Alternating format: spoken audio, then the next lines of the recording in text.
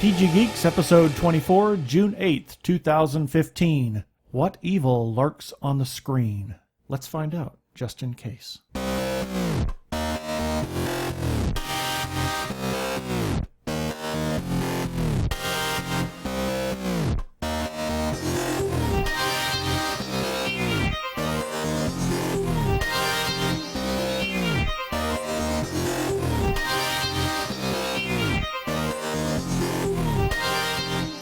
Hello, and welcome to another webcast from tggeeks.com, where Ben and Keith, the Two Gay Geeks, talk about all aspects of geekdom and nerdery.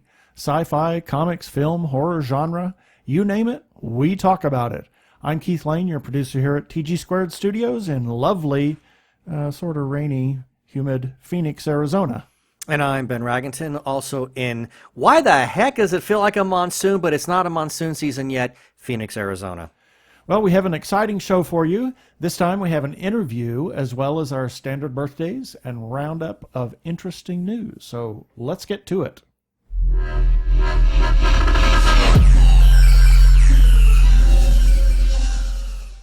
This week we have joining us via telephone from San Diego are Neal and Jana Hallford, executive producers at Swords and Circuitry Studios.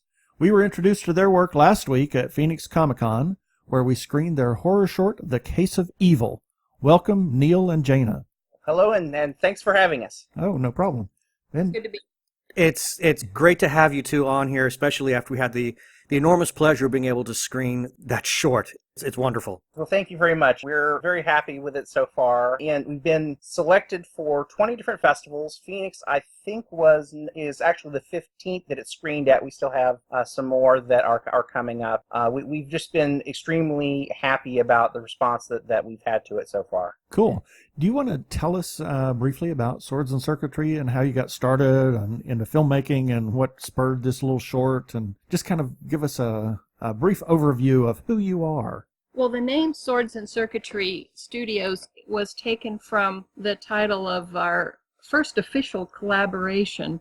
The whole time Neal and I have known each other, we have shared creative projects, but we wrote a book together about the creative side of creating computer role-playing games, and it was something that Neal had written a book proposal on, and I used to work in book publishing, and when he wrote the proposal for it, I read it and said, "You're going to sell this because it's the most entertaining proposal I've seen." And so Neal was working on the book, but he was also working on a computer game, and it was getting difficult to do both. So anyway, we started working on it together. And the title of that was Swords and Circuitry.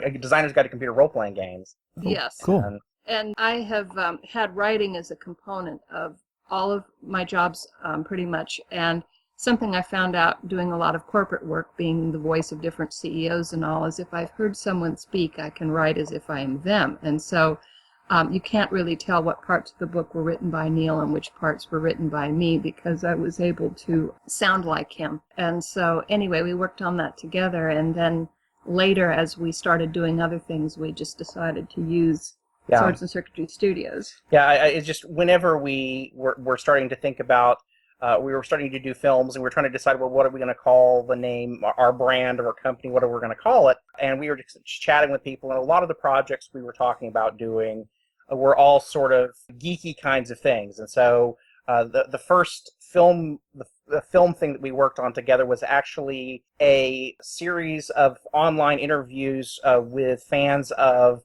the old CBS television series Beauty and the Beast. I don't know if you remember that one, that had Ron... Oh, yes, Ron Perlman and Linda Hamilton. Linda Hamilton, yes. Yes, and there was a convention, what a lot of people don't really realize is that fandom is still around, they're still alive and kicking, and they have a different major convention that travels from city to city every year. And they're charity fundraisers, and the charity changes depending on who's organizing the convention, but wanting to support the charities. The series that we did, the American Cancer Society's Making Strides Against Breast Cancer campaign, was a recipient of money, and so we made a little series of short films that supported that. And then later for the San Diego convention, that was in San Diego, we did a promotional video for that. And at the end of each convention at the banquet, they have a video introducing the next one. And apparently at the convention in New Orleans, when our promotional video for San Diego played, people were like literally saying goodbye to each other, not sure there'd be enthusiasm for another convention, and people stood up and cheered and signed up after they saw Oh, it. It's just that's like cool. before they saw the video, they were thinking, "Oh, this is going to be the last one," and then they saw our video, and just to toot our own horn a little bit, they had record signups for the next convention after our video. Wow, Oh, that's far incredible. out. They sold out because the organizer, with the venue she had and everything, had put a cap on how many people could attend, and I think we actually could have had quite a few more if there hadn't had that. And so we started off doing these kind of geeky related things, and so of course Swords and Circuitry being a play on the old phrase swords and sorcery. So for me, that incorporated the idea of doing science fiction and doing fantasy and basically whatever's in between. So that's whenever we started actually kind of creatively collaborating on things. I mean, even before then, the whole time that we've been married, I don't think there's been anything that either I have done or that she has done where the other one hasn't had at least some degree of input or editorial overview on everything. Whenever I'm writing anything, Jana is always my first pair of eyes because she's going to be the one that catches not only just the basic grammatical or structural problems, but she's also going to be the one that says, hey, this doesn't make much sense, or she'll go and do a bit of research on stuff and say, here's the historical background on that going, back to the Dark Ages. And so I'm extraordinarily lucky that I happen to marry the best possible collaborator I could have ever had. Well, that's really cool. Bravo to that. Now, you've got this short out, Case for Evil, or Case of Evil. Case of Evil. Case of Evil. And you've talked about the little, documentaries and such that you've done for cons and such. What was your motivation to want to go into this direction about making, in essence, a theatrical short? Well, of course, our intention even when we started doing the documentary stuff, our intention always was we wanted to work up to doing something that was a more traditional kind of movie.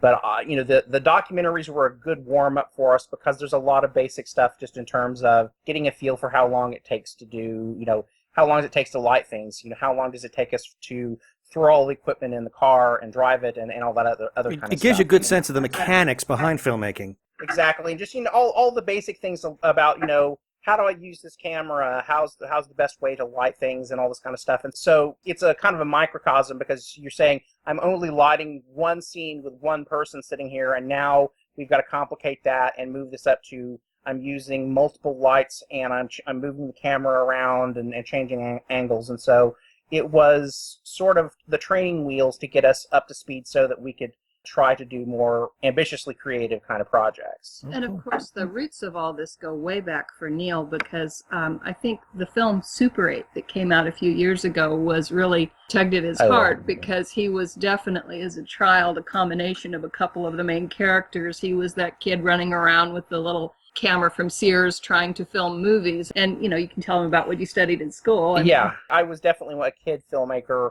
My only thing that I was kind of depressed about when I was a kid was that I never had that kid's friends when I was growing up. Well, I relate. I really relate.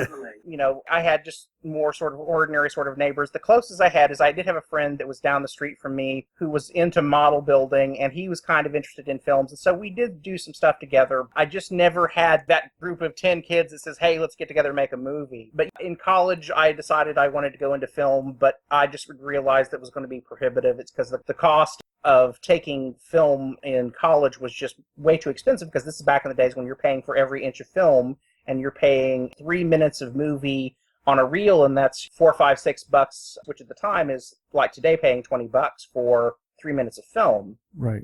So that wasn't even getting into the 16 millimeter that you will be shooting on in college. So I decided to get into radio production instead. I did have some classes in video broadcast and that kind of stuff in college. So I did have some training along those lines, though a lot of that stuff, by the time I got to the point where I could afford my own gear and we could start shooting stuff, a lot of stuff had really changed. Certainly the way that you edited film back whenever I was at OU was profoundly different than the way that I can edit film now.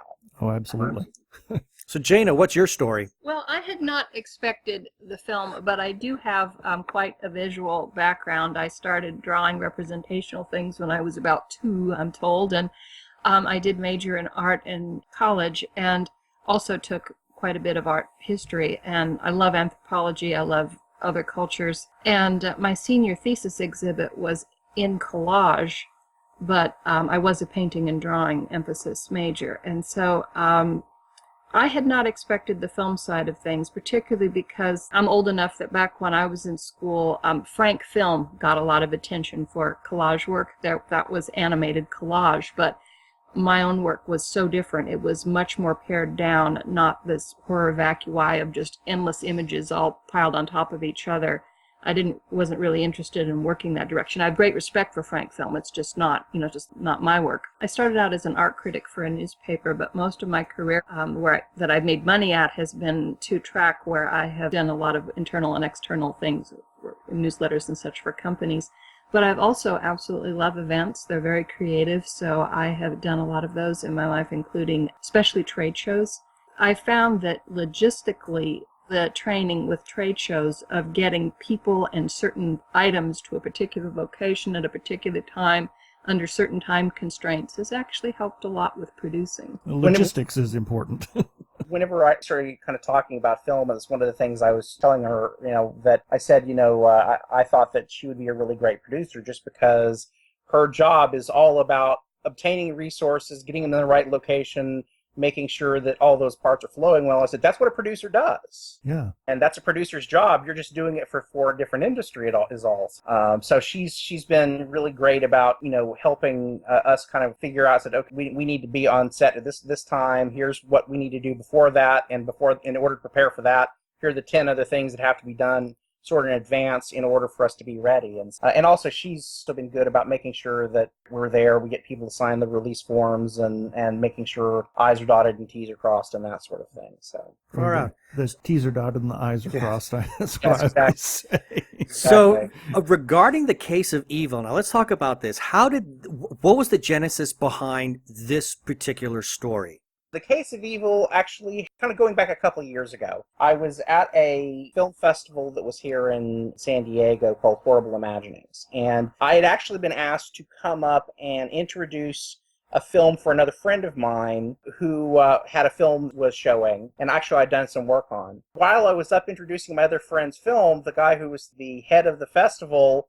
kind of catcalls from the back, says, "Hey, Neal, you owe me a film." Because I'd known the festival organizer for a while, and I'd already started kind of doing, like I say, I'd been working on other people's productions in town as part of trying to learn the business. So the year after that, I promised him a film. We didn't have time to do it.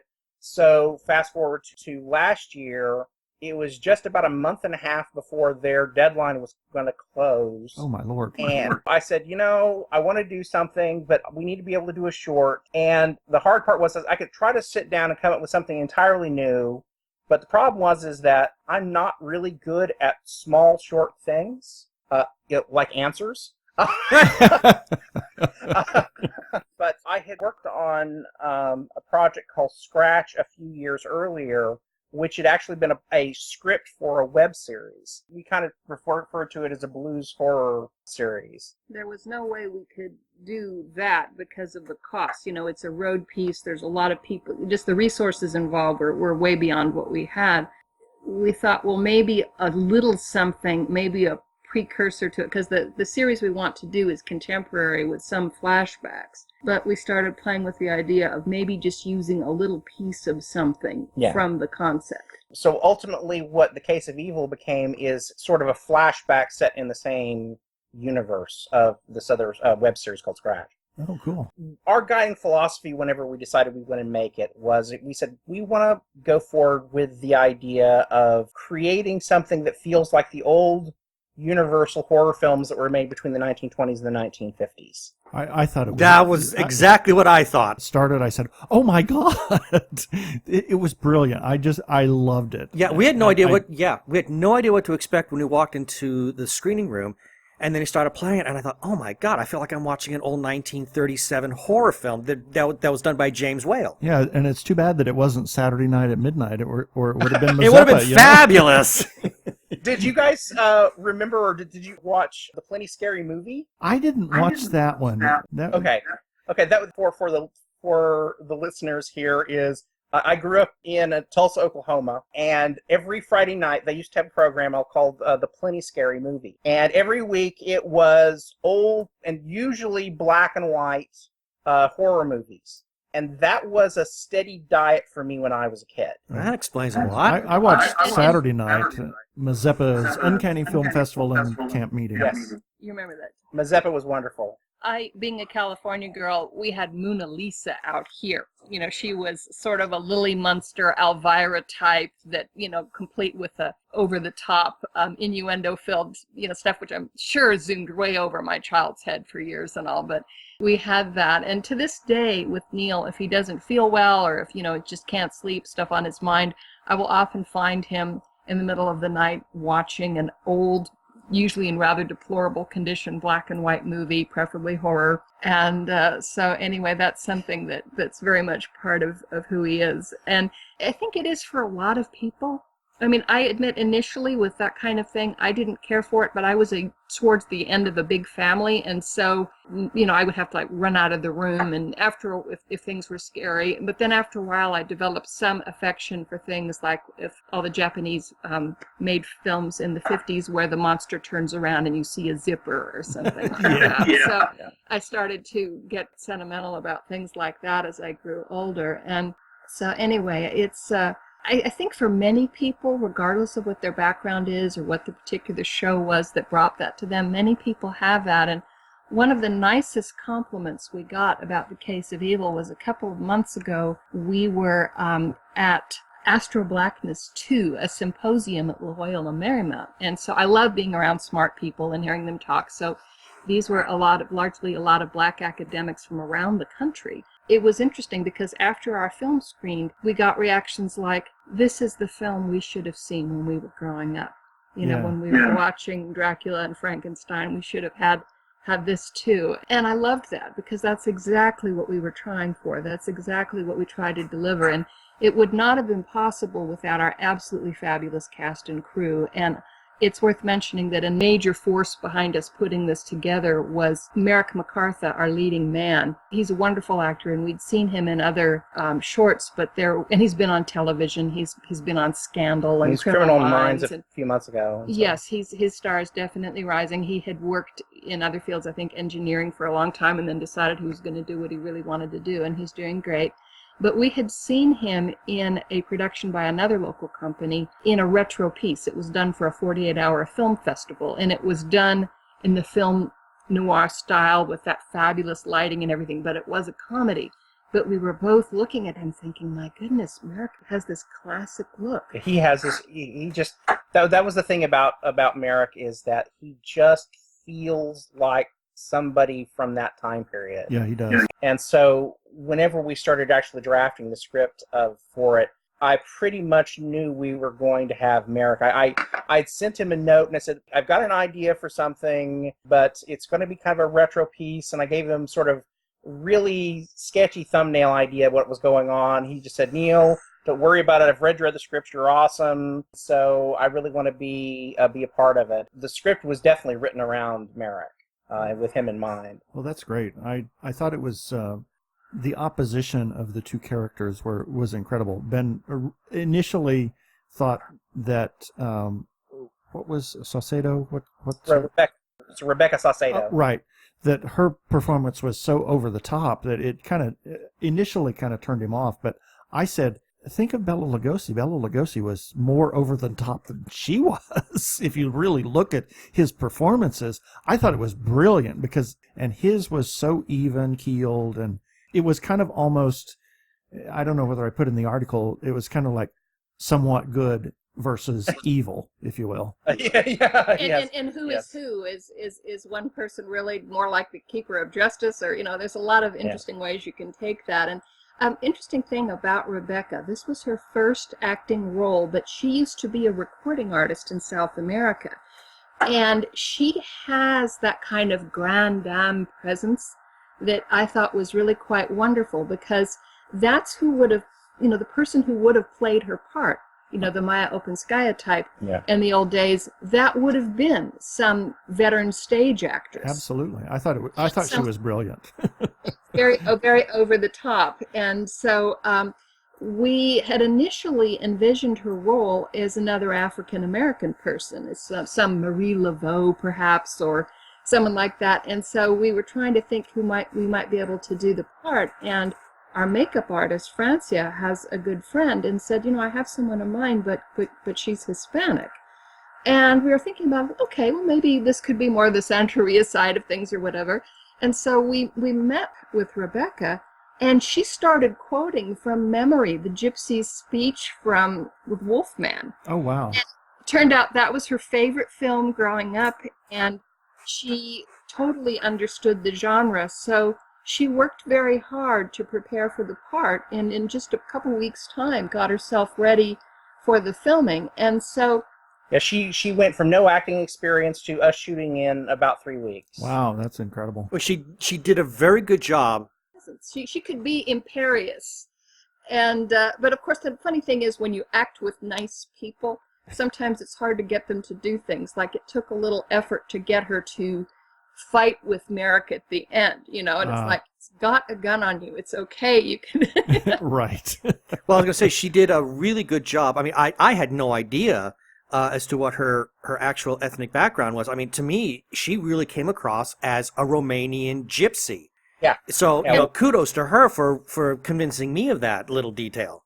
We worked a lot with her, and her accent we spent some time working on too, because whenever I was initially doing read-throughs, and of course I was doing basically Bela Lugosi whenever I was doing the reading, Right. or whatever, and I said, but I want you to do something that, because Rebecca is Hispanic, she speaks fluent Spanish, and I said I'm looking for something that doesn't sound like just something regular. I want something that sounds a little weird, a little exotic, and so she and I worked quite a bit on that accent. And then of course her outfit, when we explained it to Francia about what we were looking for the costume for her, she knew exactly what we were talking about off the bat, and she put it together, and we were just like, this is perfect, this is great, this is what we wanted. So well, something that was interesting too, when we were at that symposium at Loyola Marymount, when we were answering questions,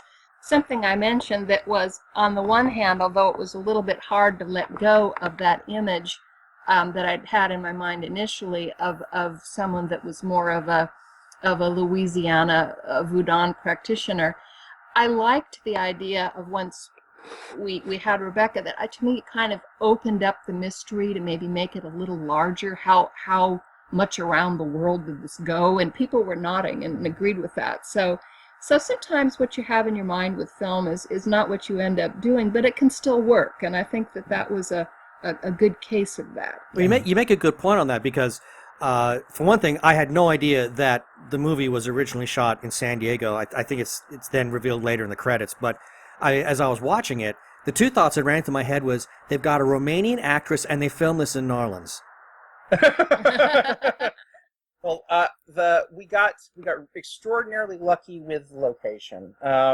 Another thing that I kind of knew from early on was that I had we have our friends Paul and Crystal, and they're the owners of the house. Early on, I reached out to them and said, I'm looking for kind of a creepy, run-down old house. And of course, Crystal's response was, thank you? Not sure if that's a compliment or not. I wasn't there at the time. Yeah, I might yeah. have stated it somewhat differently. But anyway, they were just ecstatic at the idea of us coming in and shooting on their location. It is actually a historic San Diego house. It's the site of San Diego's first petting zoo. So that was a house that was on the grounds, and they had the zoo on the grounds there. That arch that is there at the beginning of the film that he walks through the gate, that's actually a leftover from its days of being the petting zoo. Oh, wow.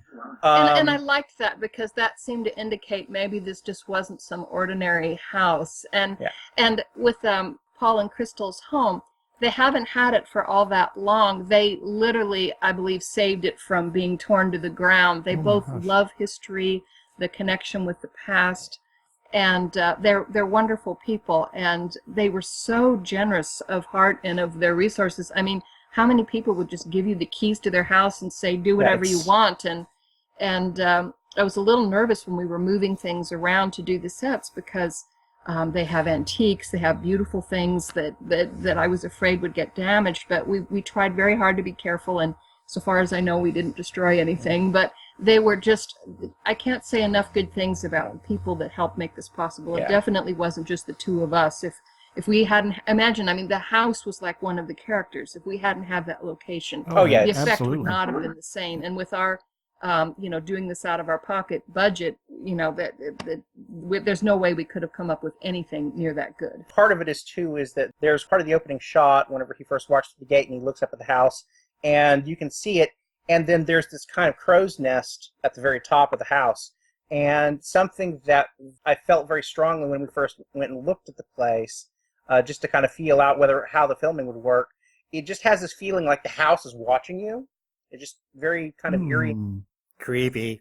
And if you go back and if you look at those windows at the top of the house, you'll see what I'm talking about. But anyway, there's just this eerie feeling like the house was kind of watching you. And as she said, it was just magnificent, because they handed us the keys and said, for the next 3 days, do whatever you want or you need to do with the house. And so they would literally go upstairs, and I would be downstairs rearranging all the furniture in the house. They didn't mind. They pretty much said, whatever you want to do. And if we had, said, hey, we need X, Y, or Z. The great thing about it is that, as Jana was saying, there's a lot of antiques that are in the house. We brought a few elements in. The Victrola is ours, and there was the chair that she sits in, and there's kind of a lamp by her. And the props for the altar. And the sort of voodoo altar that's there in the house. That's something that we actually constructed in Jana's mom's garage. Wow. We staged the altar beforehand. Yeah. Neal had a picture in his mind, and then luckily I've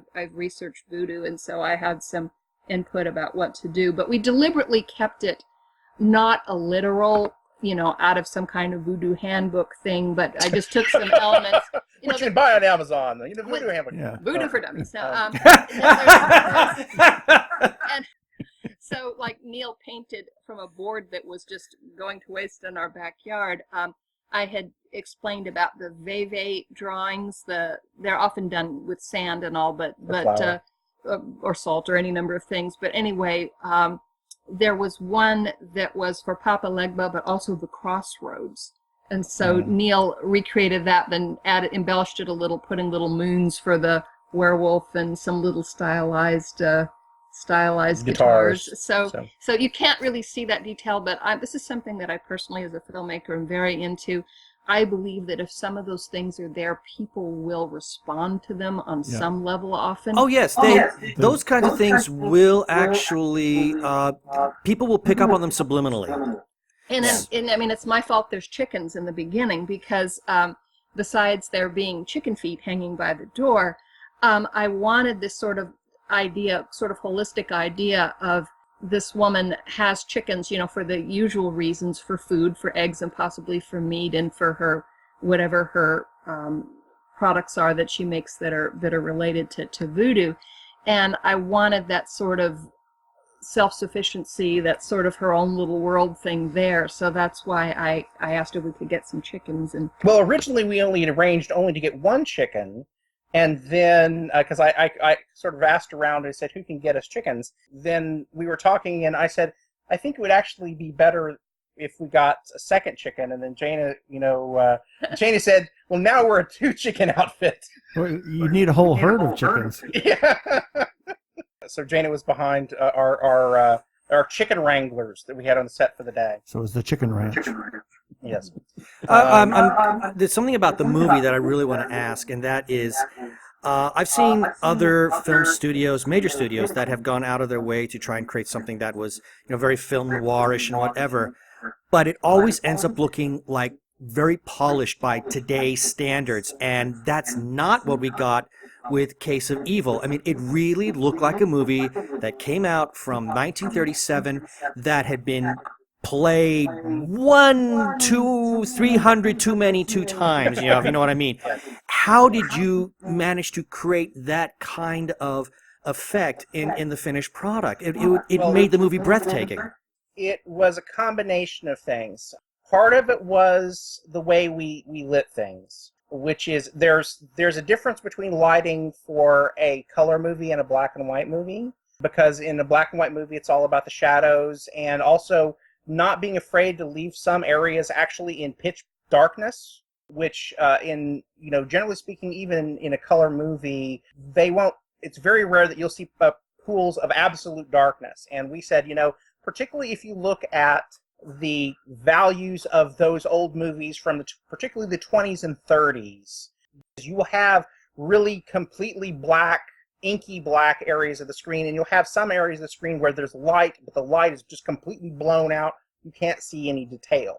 And some of that is a function of the fact that over time, as the silver on the film degrades, you lose detail. And so we were trying to purposely overlight, basically in some areas, overlight some areas and have some areas not have sufficient light, so it's just inky black. But then we did shoot it in color, just because our cameras are color. But we shot in color, but we lit it as though it was black and white. And then in post-production, we stripped it down to black and white, but then there are a number of filters out there that will help you take that look, and you can mess it up even more, as you can change basically the balance of the blacks and the grays and the white, and then you can add scratches, you can add jitter, you can put sort of a vignette around the edge of it. So there are all kind of little tricks you can employ to mess up the film and really give it that kind of look. It was from the post-production standpoint, the thing that I probably spent the most time doing was messing with just to give it the right level of funk. Well, it was really great. I liked that, because that's what really endeared me to the film, is the artifacts on the film, the scratches, the fact that it was black and white. I'm an old film guy. I mean, for still film, and black and white is my chosen genre, if you will. And I have a medium format as well as a large format camera. And when I was a kid, I had, photo of me with a camera around my neck when I was maybe 5, and it was an old Diana. Okay. Oh, you know what a Diana, one of those plastic... I was going to ask. I was going to ask you if you had that, or if you had a Hasselblad, or what you had. No, it was a Diana, and I found one here a couple of years ago, and the vignetting, because of the plastic lens, it was incredible. I thought it was great, but I like black and white.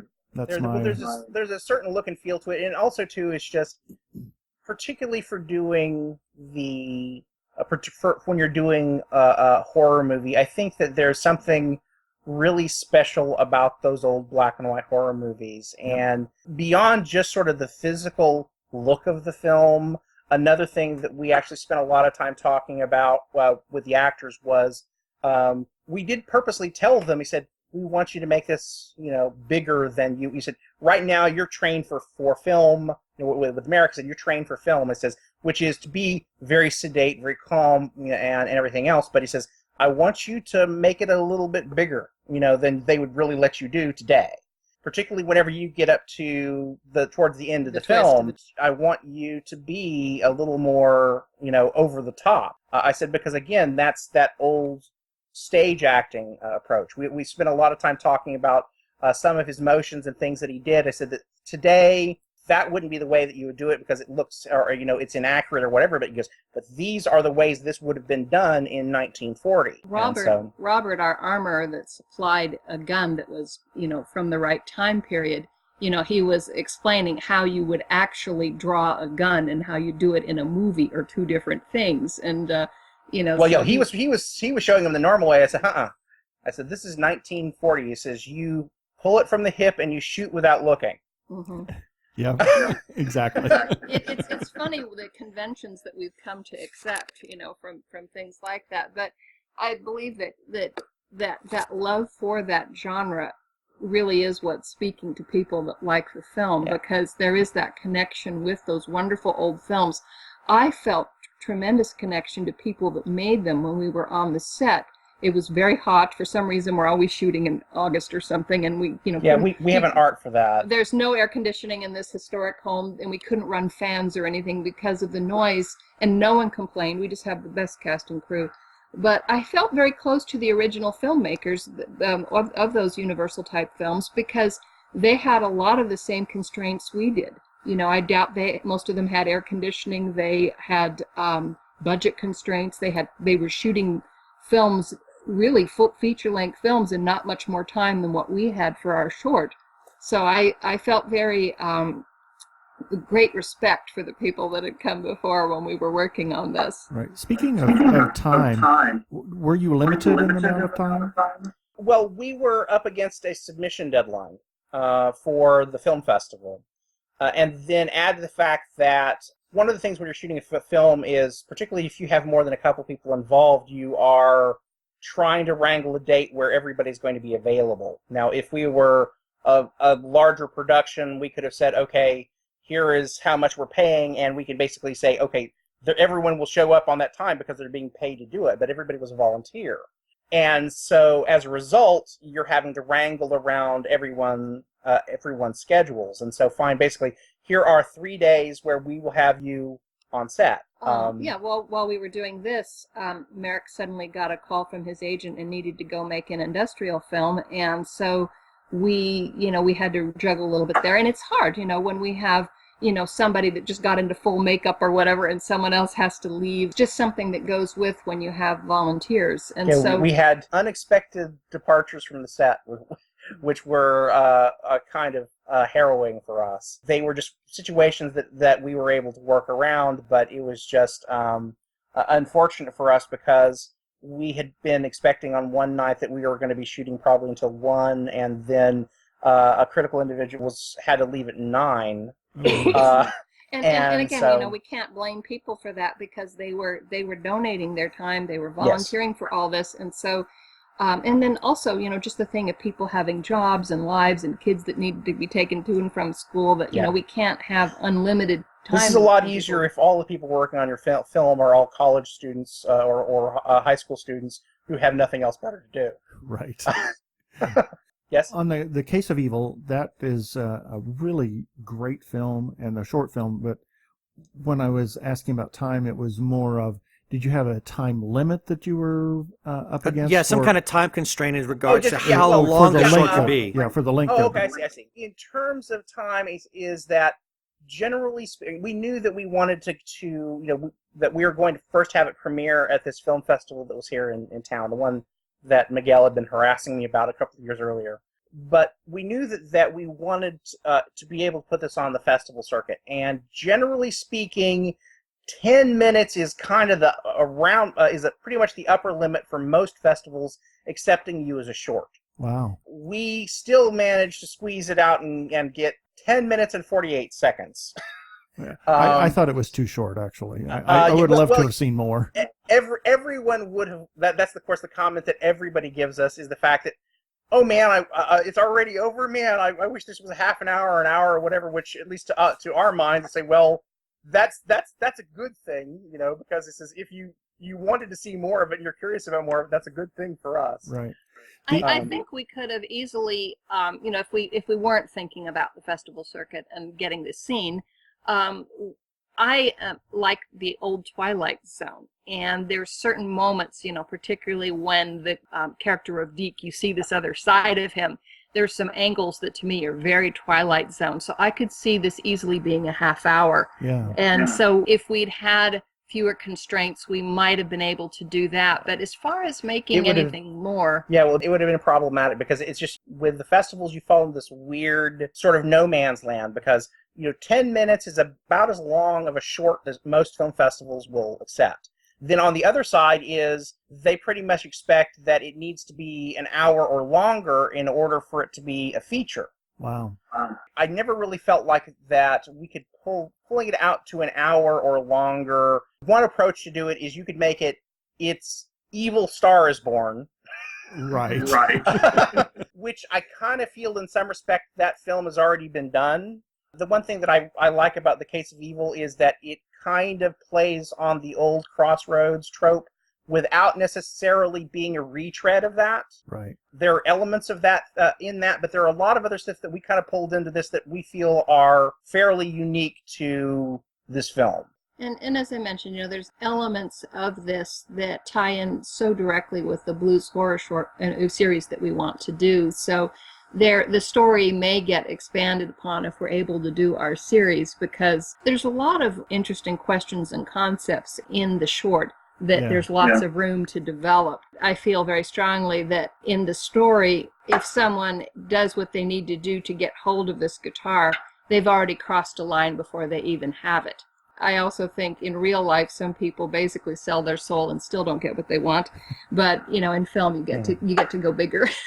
Right. Now, one of the things that we noticed was when we went in, I had no clue what we were going to see or what it was about, other than 2 lines in the program. It would have been nice to have seen the trailer or known something more about that prior to, just to know what the story was about. Sure. I loved it, but once I watched the trailer, it was like, oh, Yeah. okay, now I understand. Yeah, we saw the trailer like the next day on YouTube, and it was like, it all makes sense now.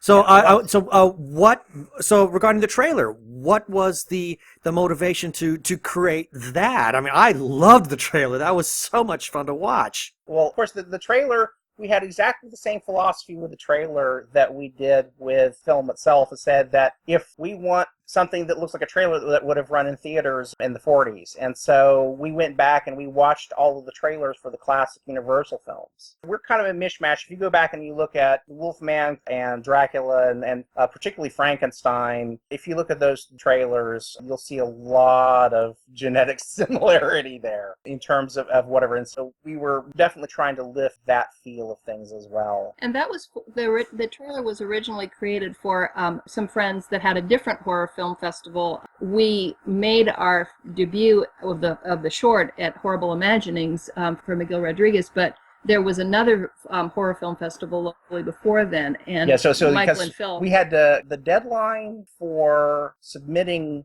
the Case of Evil to Horrible Imaginings was August 31st. But the film wasn't going to show until October at Horrible Imaginings. But meanwhile, another buddy of mine says, hey, in 2 weeks I've got another film festival showing whatever it is, and can we show Case? I said, well, I've already promised the world premiere at Horrible, but he said, well, could you give us a trailer? And I said, I'm still finishing final edit on, even though that we'd given Miguel a cut of things, I was still waiting for the final music to be put in because I had a sort of a scratch temporary track dropped in, but I was still working with the musicians on getting the final music track done for Case. But I can try to throw together a trailer for From Beyond, which was the name of my other buddy's film festival. And so that trailer got thrown together really fast. It was like 3 or 4 days. And again, and the hard part with that, with doing a trailer for a 10-minute film is difficult without giving everything away. Right. Well, I thought it was every bit as good as the short was. Thank you so much. It really said, oh my gosh, I want to see it again, Yeah, but I can't. it made me really want to watch that Case of Evil a second time. So awesome. I'm glad you feel that way, because it's just like we actually won an award for it, which was a surprise for us. Congratulations. Considering how fast we threw that together, that we did not expect that at all. Cool. So you've had Case of Evil that is now out circulating. Is Yes. there anything else that you're currently working on or you are about to be working on with your studio? We've got several things on multiple burners going on at the moment. All in the drawing board stage. Well, there's one thing that's currently shooting, which is a collaboration with my friend Larry Nemechek. Larry! Well, And- that explains why he was at the con when we were there. Did he come to the screening or not? Because he was there for Star Trek Continues. Well, he was not there for Star Trek Continues, but he was there just before we walked into the room for the screening. Okay, so he was there. Okay, that's great. Well, Larry and I are old buds. We got to know each other whenever we were both members of Star OKC. And he was, a couple of years ago, he came to me and said, I'm wanting to shoot a documentary about this science fiction convention, this Star Trek convention that went horribly wrong in 1982, just a couple weeks after the Wrath of Khan. and I need someone who will be the director of photography for me. I said, Larry, I'm absolutely behind it. Anything that you want to do, I'm there. I've actually been working with Larry shooting that documentary now for the past, I guess we're in year 5 of shooting right now. Is that, by any chance, the Con of Wrath? That is the Con of Wrath. And so that is a co-production of Larry's company, MyStar, Swords and Circuitry, and another company called Bamboo Shed, who is run by our good friend David, who is a Oscar award-winning editor. And so he'll be doing all the editing. So we've been shooting that documentary for the past several years. Actually, in just a couple of weeks, whenever I go back to Oklahoma for SoonerCon, we're going to have a screening of The Case of Evil. But wrapped around that weekend, Larry and I are actually driving down to Dallas, Texas for even more shooting for the Con of Wrath. That's been our ongoing goal. We're hoping, fingers crossed, I keep on pushing Larry, holding a gun to his head, saying that we want to see if we can have this premiere at Star Trek Grand Slam next year, since obviously the Trek's 50th anniversary is coming up, and what better perfect place to have the documentary premiere than at VegasCon. Cool. So anyway, we're working hard on trying to make that happen. So that's sort of our ongoing project. And then we have 2 or 3 other projects that are sort of, as Jana said, in various degrees of development. Quite a bit of script work done on one feature film, but yes, nearing there's the end. Feature. Yeah, we have a feature that we've started working on. A lot of people have asked whether it's a feature version of The Case of Evil, and I said it is not a sequel to The Case of Evil, but it is very much in the same vein of things in terms of being old black and white horror movie and shot again with that same sort of feel to it. And so most of what I've been giving out about it up to this point is the fact that imagine in the mid-1950s that Hitchcock was hired to come in and revive the Universal horror line. Oh, wow. That could be fascinating. And so we're also helping a friend with a game project. Yes, I have a good buddy of mine named David Beatty. He's trying to launch a sort of a revival of an old 80s game that was on CompuServe called Mega Wars. I've been working with him on that particular project. Right now, we're still kind of working on an alpha prototype for that particular game. And then we have a couple other projects that are sort of, one right now that's written, but I've got to find funding for. And then a handful of other little projects as well. And so that's the thing about being creative is I don't think there's ever a shortage of things that you're working on or trying to do. It's just finding, particularly when you're doing film, is finding the resource and the time to do them. Okay, wow, you guys are busy. So, for anybody who is listening, Yes. How can people follow what you guys are doing? I mean, do you have an online presence? Is there social media that they can follow you on? We are everywhere. So I'll just run down the list. So if they want to come and find out more about the film, they can check out thecaseofevil.com. If they want to find out more about the production company, swordsandcircuitry.com. You'll have to spell out, we usually have an ampersand officially in our name, but the internet doesn't like ampersands. Spell it out, swordsandcircuitry.com. There are Facebook pages, both for Swords and Circuitry and also for The Case of Evil on Facebook. On Twitter, we are at Swords Circuitry, no and in the middle. And then we're on Pinterest. Oh yes, I've got a lot of followers on Pinterest, and we do have a Swords and Circuitry page on that. And both Jana and I have Facebook pages, and I have a Twitter as well. I'm not as active on my own private Twitter thing, just because limiting myself to 140 characters is. But definitely, if people want to reach out, either to our. We're both really heavily active on Facebook, and so if you want to send us a question or contact us or whatever, that's probably the easiest way to get a hold of us. The Case of Evil is currently touring around the country right now, so if you want to see if there are screenings going to be in somewhere near you, check out the Case of Evil page. At the very bottom of the main page, you will see a list of all of the screenings that either have or are coming up. And we also on Facebook, on our Case of Evil page on Facebook, we keep people updated on when we're announcing new screenings coming up and just poking people to remember when to come to stuff. And the next 2 upcoming things is, again, I will be at SoonerCon in Oklahoma City on June 27th on Saturday, 3 o'clock p.m. we're screening The Case of Evil. Then I think about 3 or 4 days later, we're showing at Genre Fest 2015 in Burbank, California. So those are the next 2 screenings that are coming up most immediately, and there are several that are coming out in July and August, and so on, and a little bit further on down the road. Yeah, Neal will be at CinemaCon, and circumstances including work and car reliability cooperating, I shall be at the one at Burbank, the Genre Fest. Yes. If anybody has any questions or what have you, more than happy to answer questions that people send to us. And so just be aware that if you send you a question, you may get pages and pages and pages of an answer back, and maybe we'll even actually answer your question. Right. All right. Well, thank you, Neal and Jana Hallford, calling via telephone here, and they are with Swords and Circuitry Studios, and specifically The Case of Evil horror short that you can find in various film festivals around the country. Thank you for being with us. Yes, thank you very much for calling in. It's been a joy to talk to you. Thank you. Same here, and thanks for having us.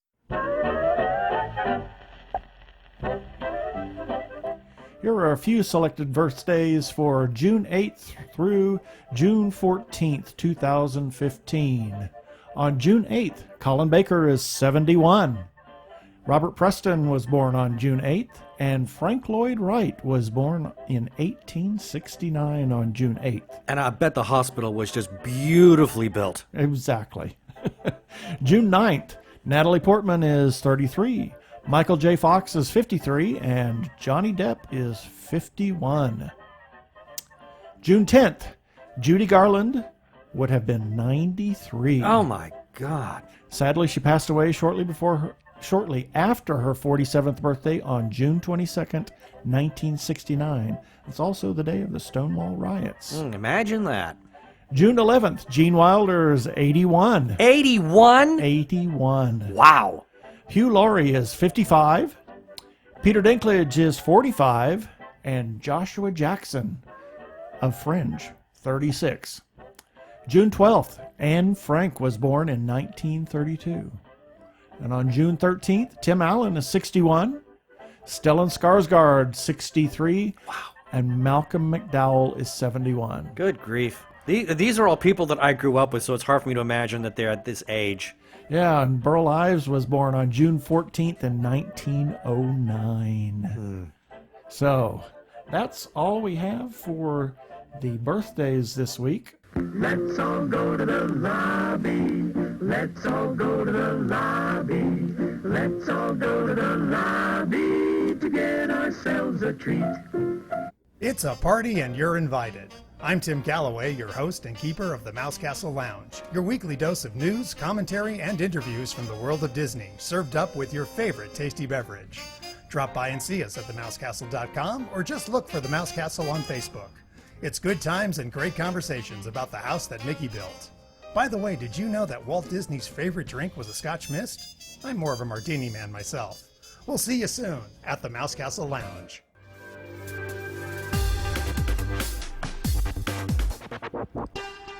Go have a listen to Mouse Castle Lounge and our friend Tim over there.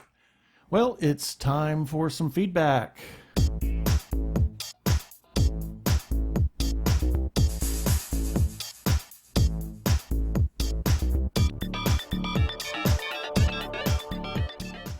Well, this week we don't have any feedback. Oh, people, you're breaking my heart.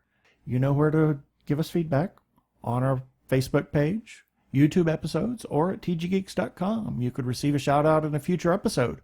Or you could call our listener feedback line and we'll play your comment on air at 469-TG-GEEKS. That's 469-844-3357. And a special note, if you're a Skype user, you can look us up on Skype. We are TG Geeks. Send us a request for an ad and we'll add you, and you can call us on Skype and leave a voicemail there.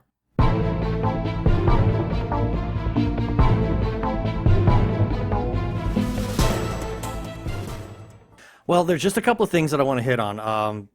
Because we've had the interview today, we don't want the episode to run long, but there were a few stories that caught me that I thought I really want to talk about.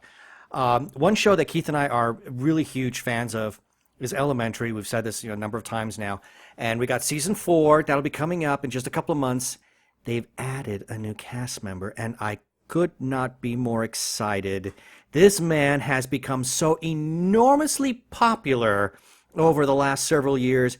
It is Mr. John Noble. Yay! He will be Sherlock's father. Oh my! Oh wow! Yes. That'll add a new dimension to that. And the thing that really surprised me is, according to the CBS reps, and this is the quote, Mr. Holmes arrives in New York City in the season 4 premiere, quote unquote, to deal with the aftermath of his son's recent relapse. Oh dear! So he did relapse. So it's sounding like that maybe Holmes did have a bit of a relapse in the season finale. Oops, spoilers. So we can have that to look forward to. I'm really very much excited about that. Also, Disney, as they really want to just do all these live remakes of animated classics, they're developing Fantasia, at least part of Fantasia, into a live action movie, Night on Bald Mountain. What? Yes. Matt Sazasma and Burke Sharpless, they're going to write the screenplay. They're going to be the EPs for the film, and it's still very much in early development.